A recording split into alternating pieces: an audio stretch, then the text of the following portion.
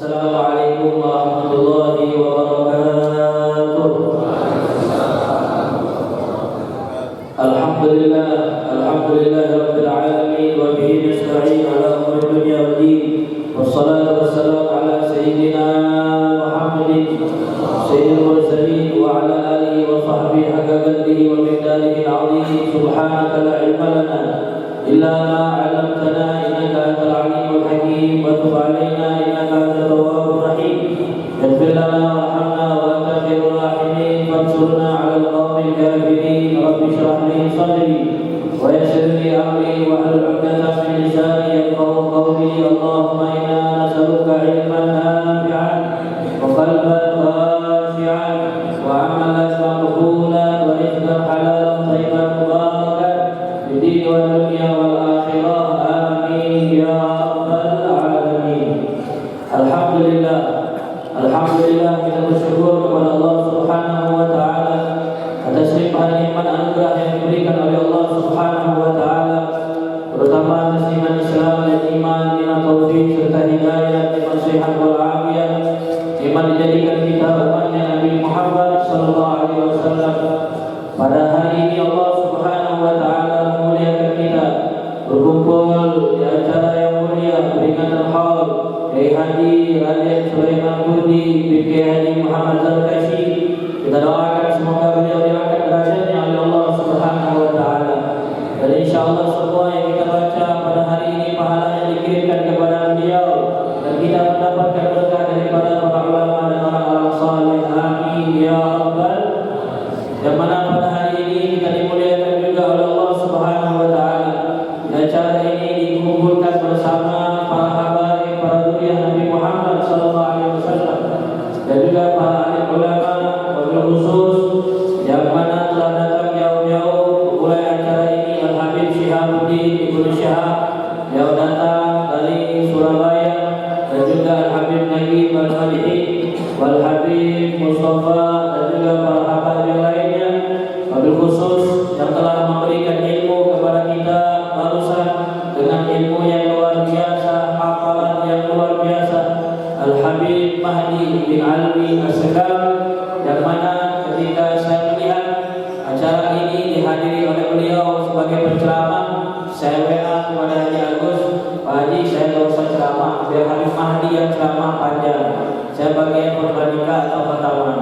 Kata Pak Haji Agus, kafir ceramahnya 2, soalnya amplop dari siapin 2. Itu ngalah yang terakhir. Dia ngomong harus 2 ceramahnya, padahal udah cukup. Kalau ada Habib Mahdi rasanya udah luar biasa ilmu yang dia sampaikan. Mudah-mudahan menjadi ilmu bermanfaat, menjadi ilmu yang barokah, bisa kita amalkan. Amin ya rabbal. Beliau memang ahlinya mencerita tentang para aulia, para ulama, para orang saleh. Maka saya tidak akan membahas itu dan cukup dengan apa yang beliau sampaikan. Namun saya tertarik ingin membahas bagaimana seorang anak Haji Agus beliau mempertahankan kebaktiannya kepada ayahnya, yaitu Kiai Haji Raden Sulaiman Kurdi, yang mana ini salah satu ajaran Nabi kita Muhammad sallallahu alaihi wasallam. Ketika ada seorang Bani Salimah datang kepada Rasulullah sallallahu alaihi wasallam, lantas dia bertanya, ya Rasulullah, hal baqiya alayya min birri abawayya syai'un abirru bihi ba'da wafatihima. Seorang sahabat bertanya kepada Rasulullah sallallahu alaihi wasallam, wahai Rasulullah sallallahu alaihi wasallam, apakah saya bisa berbakti kepada kedua orang tua saya setelah mereka meninggal dunia? Maka Nabi Muhammad sallallahu alaihi wasallam menjawab pertanyaan tersebut, "Na'am." Rasulullah menyatakan bisa seorang hamba berbakti kepada kedua orang tuanya setelah mereka meninggal dunia. Maka Nabi Muhammad sallallahu alaihi wasallam menyatakan, yang pertama, as-salatu alaihima wal istighfar lahuma, selalu mendoakan dan istighfar kepada orang tuanya. Hari ini kita diajak oleh beliau untuk membacakan istighfar, mendoakan ayah beliau. Mudah-mudahan ini tanda beliau adalah berbakti kepada kedua orang tuanya. Masyaallah hadirin rahimahumullah. Lihatlah bagaimana sahabat Nabi Muhammad sallallahu alaihi wasallam, mereka sangat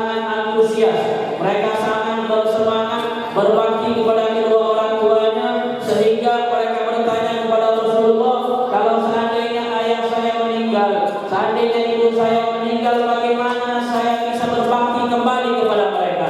Karena banyak di antara kita ketika hidupnya orang tua, kita akan merasa biasa saja, kita akan menyia-nyiakan kesempatan, kita tidak selalu yaitu berlomba-lomba berbakti kepada kedua orang tua kita. Maka ketika mereka meninggal dunia, banyak di antara kita merasakan penyesalan. Saya tidak sempat berbakti yang lebih, saya kurang waktu duduk dengan orang tua, saya tidak selalu taat kepada perintahnya, saya sering membantah daripada ucapan-ucapannya. Padahal kata ulama, ketika orang tua kita mendapati usia yang lanjut, disitulah kita diuji oleh Allah Subhanahu wa Ta'ala untuk berbakti sebenar-benarnya. Kita hanya diperintahkan diam, tidak usah membantah ucapannya, tidak usah kita melawan kata-katanya. Karena orang tua yang telah mendapatkan usia lanjut biasanya akan berkata-kata sesuatu yang tidak kita pahami, akan meminta sesuatu yang tidak kita bisa berikan, tetapi kita tidak usah menjawab perkataannya, kita tidak usah membantah ucapannya. Yang dikatakan oleh Allah Subhanahu wa Ta'ala, imma yablughanna indaka al-kibara ahaduhuma aw kilahuma fala taqul lahumā uffin wa la tanharhumā wa qul lahumā qawlan karīmā. Kapan kita diperintahkan oleh Allah menjaga kata-kata kita terhadap orang tua, yaitu ketika mereka sudah tua. Disitulah kita diuji oleh Allah Subhanahu wa Ta'ala. Maka banyak di antara kita ketika orang tuanya sudah tua, dia tidak mengambil kesempatan berbakti kepadanya. Ketika orang tuanya sakit, dia akan menyerahkan kepada saudaranya untuk mengurusi orang tuanya. Dia tidak berlomba-lomba untuk merawat orang tuanya, untuk memberikan yang terbaik kepada orang tuanya. Padahal ketika mereka di usia tua dan sakit, disitulah pintu surga telah dibukakan oleh Allah Subhanahu wa Ta'ala. Ini kesempatan yang sangat mudah bagi seorang anak kalau dia ingin masuk surga, hanya bakti dan mengurusi orang tuanya. Insya Allah dia akan masuk surga diberikan oleh Allah Subhanahu wa Ta'ala. Ada seorang anak, dia protes kepada mahkamah di Saudi sana, dia melapor kepada hakim, wahai hakim, bahwasanya saya ingin protes, saya ingin menuntut kakak saya, tolong engkau urus, engkau proses hukum baginya. Apa yang engkau tuntut, kata hakim tersebut. Lalu adik ini menyatakan, sesungguhnya kakak saya, dia telah mengambil hak asuh ayah kami, dia mengambil hak asuh ibu kami, dia yang merawat ibu saya, mengobati ibu saya, menjaga ibu saya. Saya tidak dapat waktu berdoa dengan ibu saya. Lalu hakim ini heran, apa yang kau tuntut? Saya mau ibu saya kembalikan ke rumah saya. Ini waktu kesempatan saya berbakti kepada mereka. Ini waktu kesempatan saya ingin masuk surganya Allah Subhanahu wa Ta'ala. Karena pintu yang paling cepat menuju surganya Allah Subhanahu wa Ta'ala adalah pintu orang tua kita. Seorang ulama yang sangat terkenal, Al-Imam Hasan Al-Basri radhiyallahu anhu, ketika ibunya meninggal dunia, beliau menangis berhari-hari. Lalu orang heran kepada beliau, seorang ulama, seorang wali, seorang saleh, bahkan dikatakan sebagai ulama Sayyidul Tabi'in, pemimpinnya para tabi'in di ahli Basrah, Imam Hasan Al-Basri. Lalu anak-anak muridnya bertanya, wahai Imam, kenapa engkau menangis sejadi-jadinya? Apakah engkau tidak menerima takdir Allah? Apakah engkau tidak menerima qada Allah Subhanahu wa Ta'ala dengan wafatnya ibumu? Lalu dia menyatakan, sesungguhnya bukan saya menangis tidak menerima takdir Allah Subhanahu wa Ta'ala, akan tetapi saya menangis sesungguhnya pintu surga saya telah ditutup oleh Allah Subhanahu wa Ta'ala. Kita doakan mudah-mudahan yang masih punya orang tua dipanjangkan umurnya oleh Allah, disehatkan badannya oleh Allah Subhanahu wa Ta'ala, jadikan kita anak-anak yang berbakti kepada kedua orang tuanya, anak-anak yang saleh-salehah, membanggakan orang tuanya. Amin ya rabbal. Ma'asyiral hadirin rahimakumullah. Beliau Haji Agus beserta keluarga mencontohkan kepada kita bahwasanya bakti kepada orang tua bisa terus dilanjutkan setelah mereka meninggal dunia. Buktinya daripada sabda Nabi Muhammad SAW mendoakan orang tua setelah meninggal dunia, kemudian menunaikan semua janjinya, lalu memuliakan teman-temannya dan menyambung tali silaturahmi kepada keluarganya. Beliau keluarga Mama Iyang Simaluyut yang terkenal kedekatannya dengan para ulama, para habaib, para dzurriyyah Nabi Muhammad SAW bersambung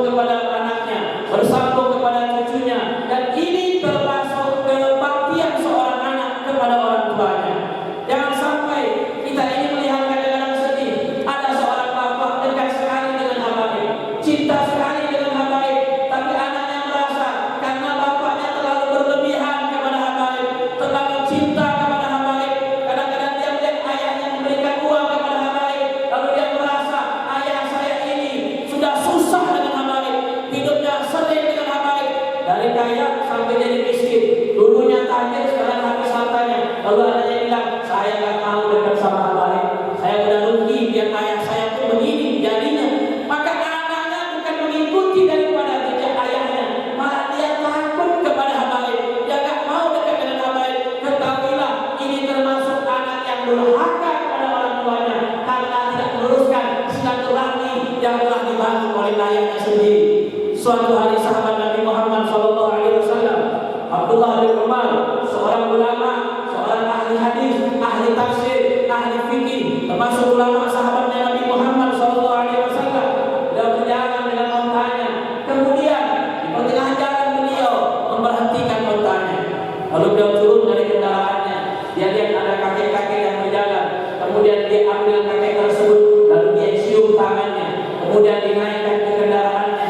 Kalau sekarang ini contohnya naik mobil, kita lihat ada orang tua kita berdiri, lalu kita turun dari mobil kita mempersilahkan dia naik. Abdullah bin Umar mencium tangan orang tua tersebut, mempersilahkan dia naik, lalu dia giring tali onta tersebut dibawa oleh Abdullah bin Umar. Maka sahabat heran, wahai Abdullah, siapa orang tua ini? Kenapa engkau sangat muliakan dia? Engkau hormati dia? Ini bukan yang orang kami kenal. Apa kata beliau? Sesungguhnya ini adalah temannya Umar bin Khattab radhiyallahu anhu. Ini adalah teman ayah saya, dan saya mendengar Nabi Muhammad SAW menyatakan, Inna min abarril birri ayyasil rajul wudda abihi. Sesungguhnya Rasulullah SAW menyatakan, sesungguhnya termasuk bakti yang paling baik seorang anak kepada orang tuanya adalah menyambungkan tali silaturahmi kepada teman dan kawan ayahnya. Kita lihat, mungkin di antara kita tidak banyak yang bertemu dengan beliau atau yang bertemu tapi tidak lama. Kita lihat bagaimana kebiasaannya, bagaimana sehari-harinya. Jangan sampai kita hanya bangga bernisbahkan kepada keluarga Cibaluyut atau keluarga para ulama atau keluarga orang soleh, tetapi kita tidak melakukan kebiasaan mereka. Sesungguhnya kemuliaan yang dimuliakan oleh Allah Subhanahu wa taala kepada para wali dengan karomahnya, dengan keilmuannya yang tadi telah disebutkan oleh Habib Mahdi ini, kita bisa ambil yaitu dengan cara mencintainya dan meniru daripada perbuatannya. Kalau kita lihat para ulama, para habaib, orang-orang soleh, ketika mereka selesai bulan suci Ramadan dengan ibadah kepada Allah Subhanahu wa taala, mereka akan menangis, mereka akan sedih. Tapi kita sebaliknya, selesai bulan Ramadan senang, selesai Ramadan gembira. Kenapa? THR-nya cair. Alhamdulillah. Kita lihat kalau Ramadan selesai, Ramadan sudah habis, lebaran, Ciwidey penuh, Lembang penuh, masjid kosong. Waktu tarawih awal di Masjid Cibaluyut, alhamdulillah Habib, saya jadi imam dadakan, walaupun bayarnya telat, malah takbiran baru dibayar. Awal tarawih jadi imam, masya Allah, sholatnya penuh sampai pulang. Ketika selesai lebaran, alhamdulillah, sholatnya maju sampai di depan ke ada orang. Kalau kita lihat ulama kita, habaib kita, selesai Ramadan mereka meningkat ibadah kepada Allah Subhanahu wa taala. Kalau kita enggak, awal Ramadan pertengahan semangat ibadah, Quran kita baca, kita kejar target khatam, bahkan kita adakan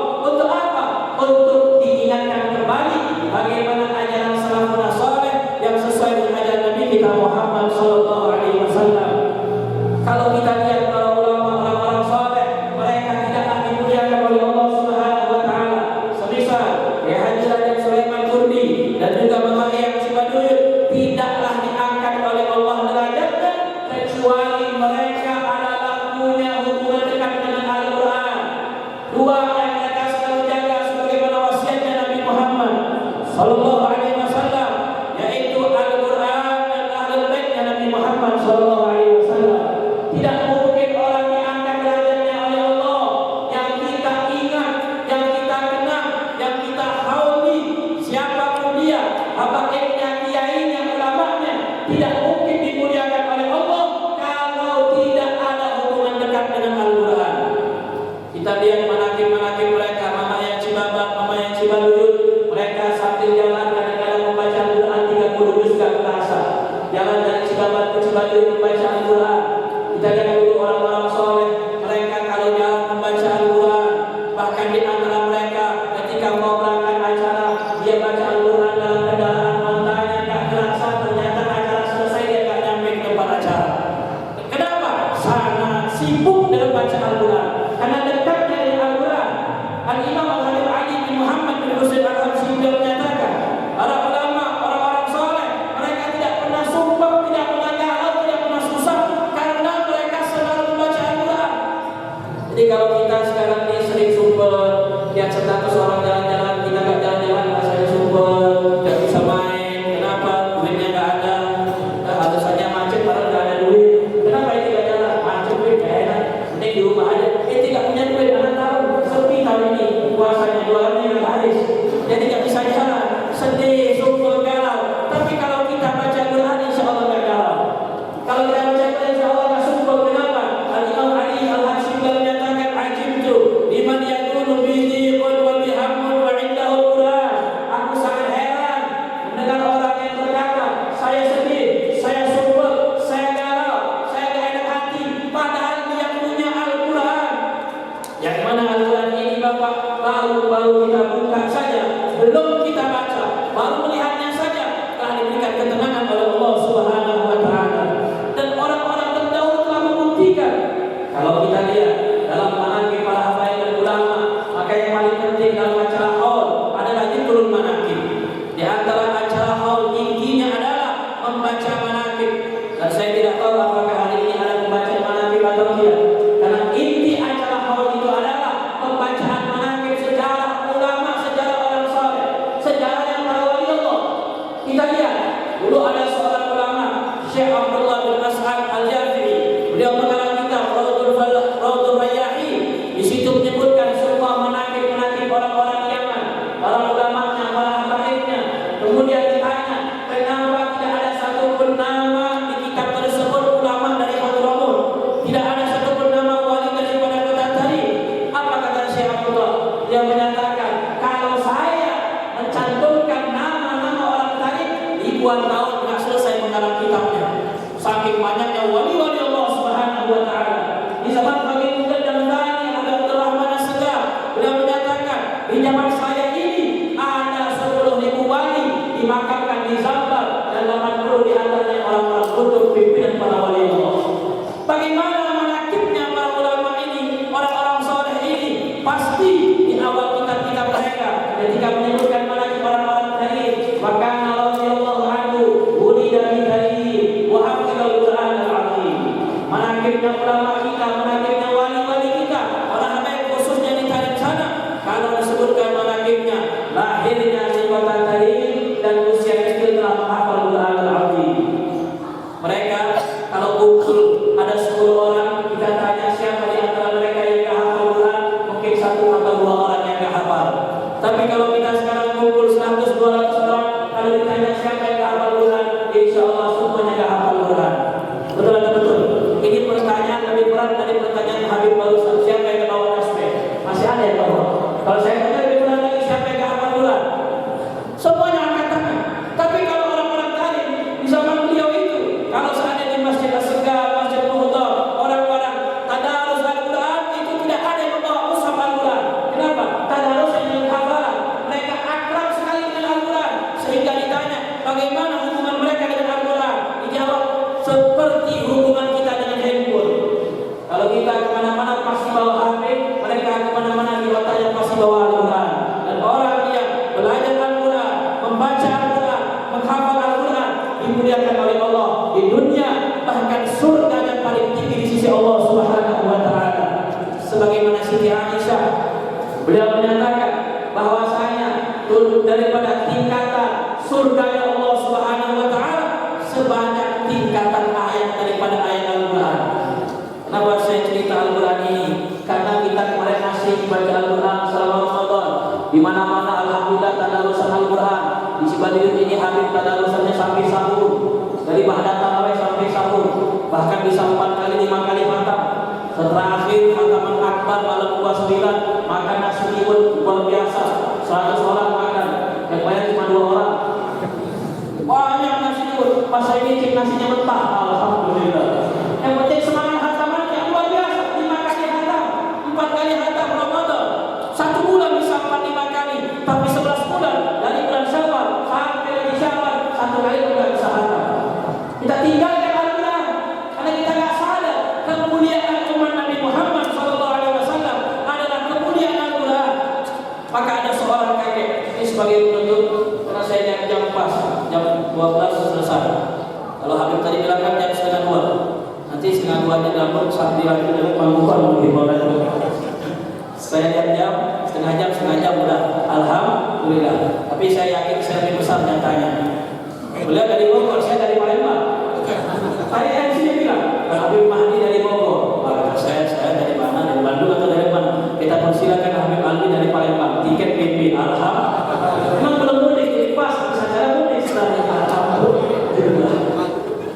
Ada seorang tua dari Saudi, dia diwawancara. Dia baru mulai menghafal Quran usia 70 tahun. Dia ditanya, ya Syekh, apa motivasimu yang membuat engkau ini mau menghafal Quran di usia tua? Mendafi alladhi yang membuat engkau semangat, motivasinya apa? Apa kata beliau? Saya mendengar sabda Nabi Muhammad SAW. Rasulullah SAW menyatakan, yuqalu li sahibil Quran, iqra warattil wartaqi wa kullama iqra warta warattil kama kunta turattil fid dunya fa inna manzilataka inda akhir ayatin taqrawha. Rasulullah SAW bersabda, ketika nanti di yaumul qiyamah orang yang menghafal Quran dibangkitkan oleh Allah, lalu dibacakan kepadanya, diucapkan kepadanya, wahai hamba, bacalah Al-Quran yang kau hafal, dan setiap dia baca 1 ayat, dia naik 1 derajat di surga. Dia baca 2 ayat, dia naik 2 ayat di surga, 2 derajat di surga. Dan semakin banyak yang dia baca, dan itulah tinggi derajat di surga kepada Allah Subhanahu wa Ta'ala. Maka kesimpulannya kata beliau, orang yang paling tinggi derajatnya di surga adalah orang yang paling banyak hafalannya. Dan saya, kata beliau, hidup di dunia sudah 70 tahun, gak mau saya di derajat yang paling bawah, gak mau direndahkan orang, gak mau diremehkan orang. Kita ini Pak, hidup paling senang itu diangkat, disanjung, ditinggikan. Banyak di antara kita ini pengen duduknya di depan nyender, tapi karena kita bukan Habib, gak berani. Coba kalau ini Habib enak, kalau bukan nyender nanti dibawa orang nyender sendiri, dia bisa. Banyak di antara kita pengen di depan, pengen tampil, pengen diangkat derajat. Di dunia itu sementara, kata beliau. Saya kebayang kalau seandainya saya punya derajat tingginya di surga selama-lamanya, maka paling nikmat hidup saya tinggi selama-lamanya. Maka saya bertekad, saya tak mau meninggal dunia sebelum saya menghafal 30 juz Al-Quran. Maka Siti Aisyah menyatakan, sesungguhnya jumlah derajat di surga adalah sebanyak jumlah ayat dalam Al-Quran. Dan saya mau tanya, kira-kira semua yang hadir ini tahu kan Al-Quran itu ada berapa ayat di sini? Tahu kan? Nah, karena belum makan nggak bisa jawab ini. 6.666 ayat bagi yang belum makan siang. Itu jawabannya. 6.666 ayat. Kalau yang sudah makan siang 6.236 ayat. Karena anda udah makan nasi goreng di rumah, ya tahu. Yang benar adalah 6.236 ayat. Bagaimana ingatnya biar mudah, nggak susah. Ingatnya gampang. Depannya 6, ujungnya 6, yang tengahnya adalah jumlah kenabian